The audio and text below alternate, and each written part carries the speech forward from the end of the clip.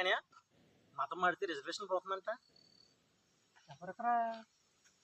అంటే దైవాన్ని సంబుద్ధుల్లో ఫీల్ అవుతారు వాళ్ళకా? వాళ్ళకి కదనే.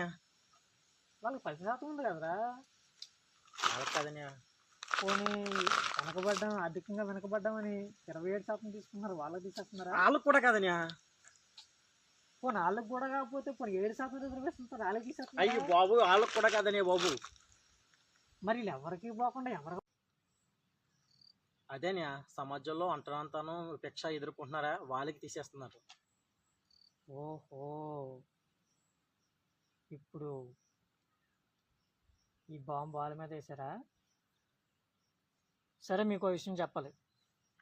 1950 జనవరిలో మనం రాజ్యాంగం ఆమోదించుకున్న తర్వాత అదే సంవత్సరం ఆగస్టు నెలలో ఒక ప్రెసిడెన్షియల్ ఆర్డర్ ఇచ్చారు. అంటే రాష్ట్రపతి గారి ద్వారా ఇచ్చారు. ఏంటంటే ఫలానా కులస్తులు మతం మారితే రిజర్వేషన్ కోల్పోతారు, వాళ్ళ యొక్క కుల హక్కు కోల్పోతారు అన్న వాళ్ళ ప్రెసిడెన్షియల్ ఆర్డర్ వచ్చింది. కానీ ఇక్కడ చిన్న మెలిక ఉంది. దాన్ని 2 సార్లు అమెండ్ చేశారు. ఒకటే 1956లోని, 2 1990లోని. 2 మతాలకు ఎగ్జంప్షన్ ఇచ్చారు.